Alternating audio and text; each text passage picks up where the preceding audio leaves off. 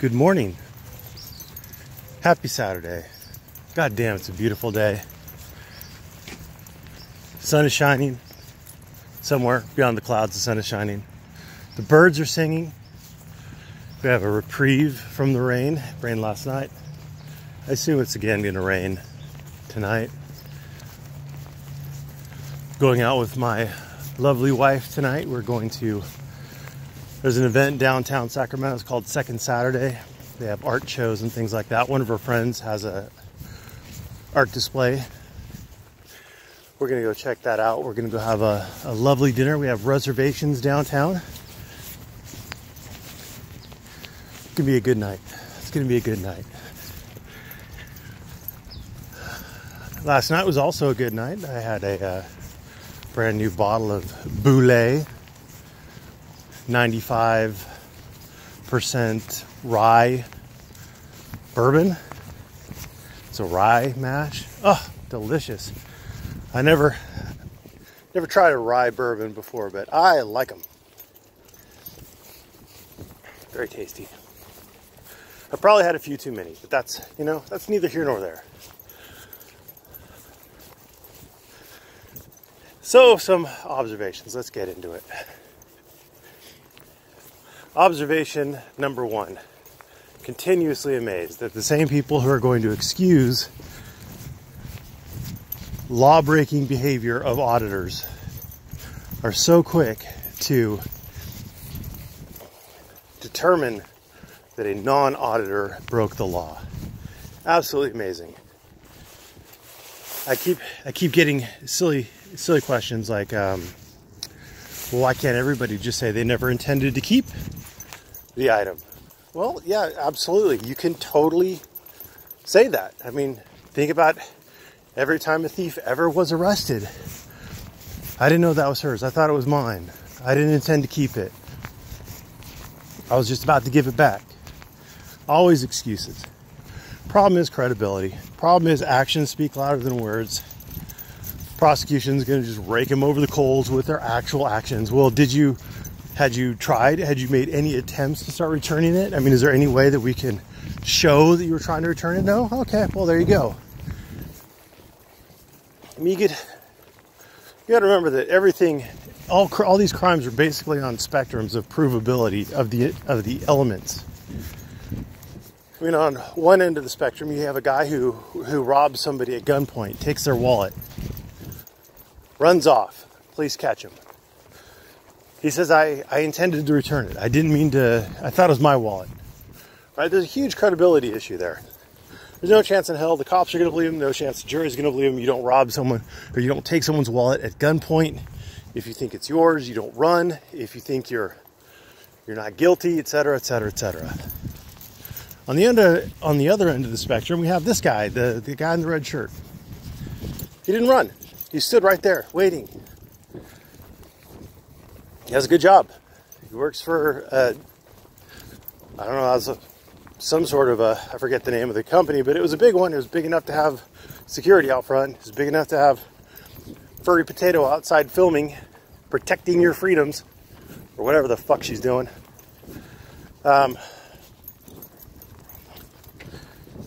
He walked out, he grabbed the camera, walked back in. Didn't run. Didn't make any effort to conceal himself. Didn't make any effort to secret away the camera or the phone, whatever he took. It's pretty obvious that he didn't think in his head that he was intending to permanently deprive her of it. And the story he probably told the officers was something like, I thought she couldn't film the building. I thought that she was breaking the law. I went out there. I took her phone to stop her from doing what I thought was a crime. Apparently I was mistaken. I had no intention of permanently depriving her of it. I was going to give it back either to you as evidence or to her. That's probably what he said. And the cops probably believed him because actions speak louder than words. That's what a lot of these liars don't understand. That's why I keep dragging them through the mud, because their actions don't match their words. They're not pro-freedom. They just want to change in authorities from the current existing authorities who tell them what to do to them being the authority, so they get to tell others what to do. That's it. That's the only distinction between them. Which leads me to another point. Don't follow people. Don't follow persons. Don't follow groups. Follow causes. Follow ideals. People will always let you down. There's no other person besides you out there who has exactly the same ideas, ideals, values. So don't put your faith in other people. Figure out what's important to you and follow those things. That way, when somebody screws up, it doesn't break your heart. All right, check. I'm trying to think about what the hell I was supposed to talk about. There's so many things. Onus, he commented on the first of my videos. I haven't checked to see if he commented on the addendum video yet. He immediately tries to throw the blame on the police. The police are the ones who arrested the guy for 211. Got it. Yes, the police screwed up. That doesn't change anything about what you did. I was talking about your actions. You were the one who failed to read the entire page. That's your action. Just because the police screwed up doesn't give you license to screw up too. And, you know, it might sound harsh, but all I'm saying is don't try to shift the blame. Just take it. Be a man. Say, yeah, I screwed up. I should have read the whole page. You know, I was playing fast and loose with trying to figure out, you know, why this particular website that I found, the San Francisco Board of Supervisors, I was trying to figure out why they said it had to be a nonviolent crime. And I found something that looked like it might work, and just accept it. Just say, you know what, I screwed up. It's fine. That's what all these liars like Earl and Ben, they can't fucking figure out. If it was a mistake, you fess up to it. You're like, hey, I made a mistake. I screwed up. If it was a lie, well, still, that's the only way to start repairing things. That's the only way to start rebuilding your credibility, is to actually just say, hey, I lied. I screwed up. I shouldn't have done that. I'm not going to do that anymore. Is anybody going to believe you? Probably not. But hey, if you don't lie for a while, then people forget. That's how people are. Anyway, let's see. There were other things I want to talk about. It's always so many things, and always so little time. Oh, that little pimplehead Chauncey. He was gonna have something big coming out on me this week. And I must have missed it because didn't see it. This is the second time he's tried to threaten me. So that's always fun. Again, he's not a credible threat because look at him. And I've seen his legal writing, so I'm not at all worried about some sort of illegal action he tries to take against me. Yeah, so strike yet again for the threatening branch of the auditing community. Let's see, what else do we got? That might have been it. I'm drawing a huge blank right now. Drawing a huge blank right now.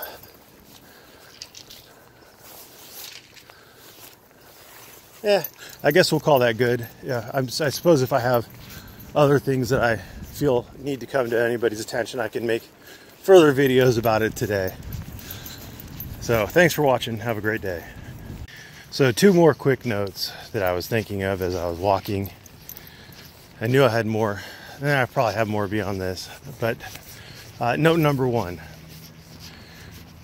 Furry potato is obviously biologically male, and I don't fucking care.